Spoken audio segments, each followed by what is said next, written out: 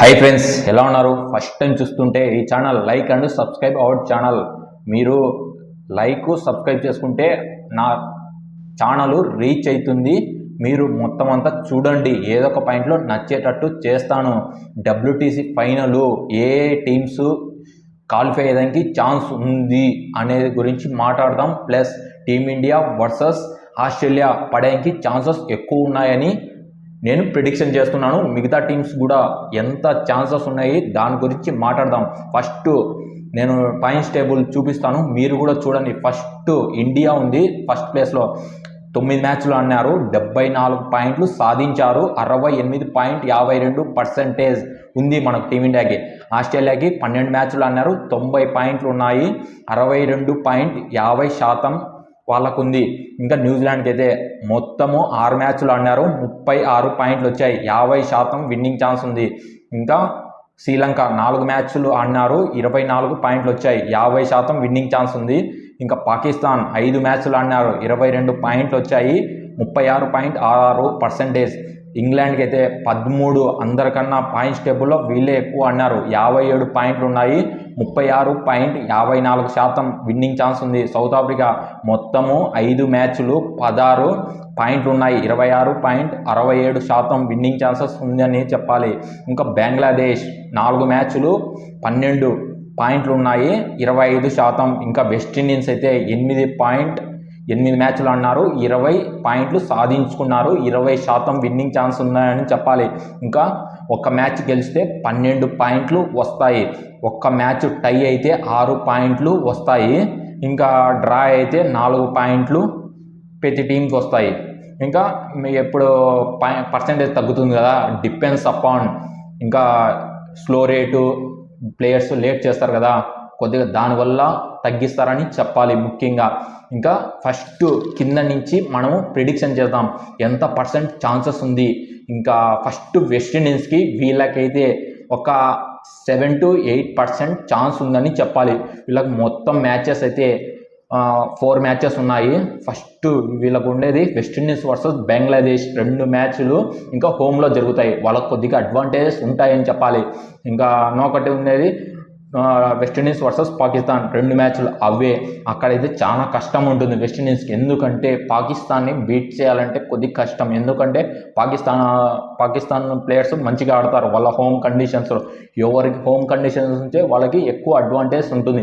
West Indies పరిస్థితి చూస్తే చాలా దారుణంగా ఉంది, వాళ్ళకే ఛాన్సెస్ తక్కువ ఉన్నాయని చెప్పాలి. వాళ్ళైతే కారని నేను అనుకుంటున్నాను. మీరేమనుకుంటున్నారో కామెంట్ బాక్స్లో కామెంట్ చేయండి, నాకు తెలుస్తుంది. ఇంకా బంగ్లాదేశ్ వీళ్ళది 8th స్థానంలో ఉండేది. బంగ్లాదేశ్ పర్సంటేజ్ 20% నేను ప్రిడిక్షన్ చేస్తున్నా. ఇంకా ఫస్ట్ టోటల్ మ్యాచెస్ 6, ఇంకా పెద్ద పెద్ద టీమ్స్తోనే ఉన్నాయి, పాకిస్తాన్తో, ఇండియాతో, వెస్టిండీస్తో.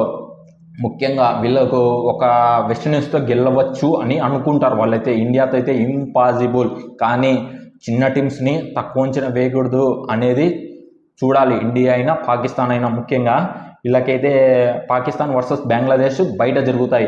వీళ్ళకు కొద్దిగా సేమ్ కండిషన్సే ఉండొచ్చు, కానీ కొద్దిగా కష్టంగా ఉంటుంది వాళ్ళకి గెలవాలంటే.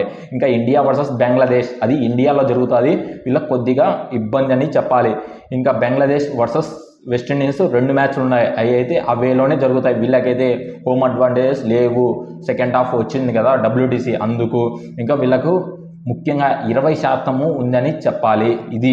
ఇంకా సౌత్ ఆఫ్రికా టోటల్ మ్యాచెస్ 5, ఈ 5కు 5 గెలిస్తే ఛాన్సెస్ ఉన్నాయని చెప్పాలి, లేకపోతే అవుట్ ఆఫ్ ది టోర్నమెంట్ అని చెప్పాలి ముఖ్యంగా సౌత్ ఆఫ్రికాకి. ఇంకా వీళ్ళకు కూడా గెలిస్తే పర్సంటేజ్ పెంచుకొని డబ్ల్యూటీసీకి క్వాలిఫై అయ్యడానికి ఛాన్సెస్ ఉన్నాయని చెప్పాలి ముఖ్యంగా. వీళ్ళకు టోటల్ మ్యాచెస్ 5.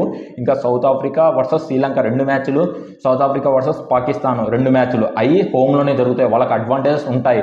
కానీ వాళ్ళ కండిషన్స్ రీడ్ చేయకపోయి ఇబ్బంది పడితే ఇంటికి వెళ్ళిపోవాల్సిందే. వాళ్ళకు కూడా 30% ఛాన్స్ ఉందని చెప్పాలి ముఖ్యంగా. ఒకటైతే శ్రీలంకతో ఇప్పుడు ఈరోజు మ్యాచ్ జరుగుతుంది, అదైతే గెలుస్తారు ఖచ్చితం నేను అనుకుంటున్నాను ఇది. ఇంకా ఇంగ్లాండ్ పరిస్థితి అయితే పాయింట్స్ టేబుల్లో వీళ్ళే ఆడినారు, కానీ పాయింట్స్ చూస్తే చాలా దారుణంగా ఉంది. Performance is very bad, PTC ratio అయితే చాలా దారుణంగా ఉంది వీళ్ళకైతే.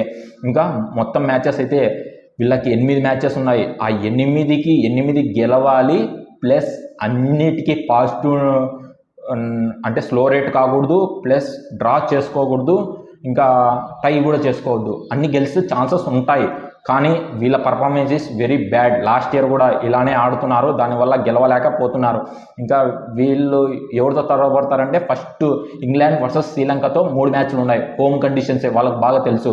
బ్యాటింగ్ పిచ్లో ఉంటాయి, స్వింగింగ్ కండిషన్స్ ఉంటాయి, వాళ్ళ పైన ఈజీగా గెలవచ్చు. ఇంగ్లాండ్ వర్సెస్ పాకిస్తాన్ అక్కడైతే బ్యూటిఫుల్ మ్యాచ్ అని చెప్పాలి. ఎందుకంటే అవేలో అంటే ఇంగ్లాండ్ వాళ్ళకి పాకిస్తాన్లోకి పోయి ఆడాలి.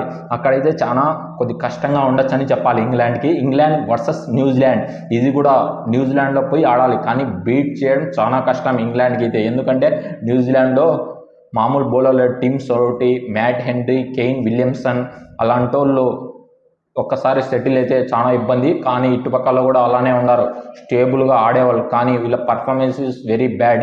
లాస్ట్ ఇయర్ చాలా దారుణంగా ఆడాడు, అది ఇక్కడ కూడా చూపిస్తున్నారు. కానీ మొన్న ఇండియా టూర్తో కొద్దిగా పర్లేదు, బాగా రాణించారని చెప్పాలి. ఇంకా వీళ్ళకైతే పర్సెంటేజ్ 40% ఉందని చెప్పాలి ఇంగ్లాండ్ వాళ్ళకి. ఇంకా పాకిస్తాన్ వాళ్ళకైతే వీళ్ళకి ఒక 50% ఉందని చెప్పాలి. మొత్తం మ్యాచెస్ 5 ఉన్నాయి, 5కి 5 గెలిస్తే with positive net run rate అవసరం లేదు. ఇక్కడ పీటీసీ రేషియో ఉండాలి, పాయింట్స్ ఎక్కువగా ఉంటాయి, ఈజీగా క్వాలిఫై అవుతారని చెప్పాలి. పాకిస్తాన్ వాళ్ళు కూడా ఎవరితో బంగ్లాదేశ్తో ఈజీగా గెలుస్తారు. ఇంగ్లాండ్తో కూడా కొద్ది కష్టం. ఇంగ్లాండ్ బంగ్లాదేశ్తో ఈజీగా గెలవచ్చని నేను కూడా చెప్తున్నాను. ఇది వీళ్ళది. ఇంకా శ్రీలంకకి అయితే 60% ఛాన్స్ ఉందని చెప్పాలి. ఇప్పుడు పాయింట్స్ టేబుల్ చూస్తే వీళ్ళు కూడా కొద్దిగా మంచి పర్ఫార్మెన్స్ ఇస్తున్నారు. మొత్తం మ్యాచెస్ 5 ఉన్నాయి, 5కి 5 గెలిస్తే వీళ్ళకి కూడా ఛాన్స్ ఉంటుంది ఫైనల్ వెళ్ళాలి. కానీ వీళ్ళ performance is very bad.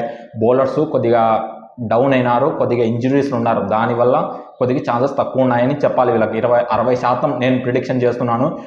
First Sri Lanka versus England 3 matches అవేలో, అంటే ఇంగ్లాండ్లో పోయి ఆడాలి. శ్రీలంక వర్సెస్ న్యూజిలాండ్ అంటే ఇది వాళ్ళ హోమ్లోనే, వాళ్ళ స్పిన్ ట్రాక్లు ఉంటాయి. న్యూజిలాండ్లో కూడా వాళ్ళకి బాగా తెలుస్తూ కొద్దిగా స్ట్రగుల్ అవుతారు. శ్రీలంక వాళ్ళు బెస్ట్ స్పిన్తో వస్తారని చెప్పాలి. వీళ్ళకి 60% ఉంది. ఇంకా న్యూజిలాండ్ అయితే ఎప్పుడు లాస్ట్ ఇయర్ ఫస్ట్ పెట్టినప్పుడు WTC వాళ్ళే ఛాంపియన్స్గా నిలిచారు. అది 10 తగ్గింది. ఎందుకంటే కేన్ విలియమ్సన్ కెప్టెన్సీ వద్దనుకున్నాడు కదా, అప్పుడు నుంచి కొద్దిగా స్ట్రగుల్ అవుతున్నారు న్యూజిలాండ్ వాళ్ళు. ఇంకా టిమ్ సౌతీ అంత పర్ఫార్మెన్స్ ఇవ్వలేకున్నాడని చెప్పాలి, కానీ లీగ్స్లో అదరగొడుతున్నాడు. వీళ్ళకున్న మ్యాచెస్ టోటల్ 6 మ్యాచెస్. ఒకటి ఇండియాతో ఆడాలి, సబ్ కాంటినెంట్ అంటే ఏషియా కంట్రీలో స్పిన్ ట్రాక్లు ఉంటాయి, కొద్దిగా స్ట్రగుల్ చేస్తారు ఇండియా వాళ్ళని. కానీ న్యూజిలాండ్ వాళ్ళని తక్కువ అంచనా వేయకూడదు. టీమిండియా బీ కేర్ఫుల్ అని చెప్పాలి, అవేలో ఉంటాయి. ఇంకా ఇంగ్లాండ్ అంటే వీళ్ళ హోమ్లో జరుగుతుంది. ఇంగ్లాండ్ని కొద్దిగా స్ట్రగుల్ చేయాలని అనుకుంటారు. వీళ్ళకైతే నేనైతే ప్రిడిక్షన్ 80% ఇస్తాను. ఎందుకంటే QSలోని తక్కువ అంచనా వేస్తే ప్రతి టీం ఇబ్బంది పడుతుందని చెప్పాలి. ముఖ్యంగా ఇండియా అయినా, ఆస్ట్రేలియా అయినా, ఇంగ్లాండ్ అయినా. ఇంకా ఆస్ట్రేలియాకి అయితే ఛాన్సెస్ 90% భయ.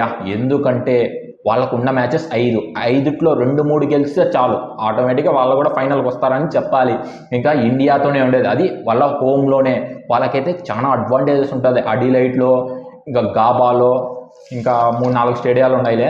అవి పెద్ద పెద్ద గ్రౌండ్స్లో వాళ్ళకి ఎలా swinging condition, day and night matches జరుగుతాయి.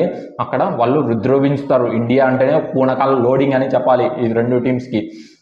ఇంకా ఆస్ట్రేలియా కూడా ఛాన్సెస్ 90 అని చెప్పాలి. ఇండియాకి అయితే 99% ఛాన్స్ ఉంది. ఎందుకంటే టోటల్ మ్యాచెస్ 10 అవుట్ ఆఫ్ 5 గెలిస్తే direct final India versus Australia. ఇదే ఫార్ములా అని నేను అనుకుంటున్నా.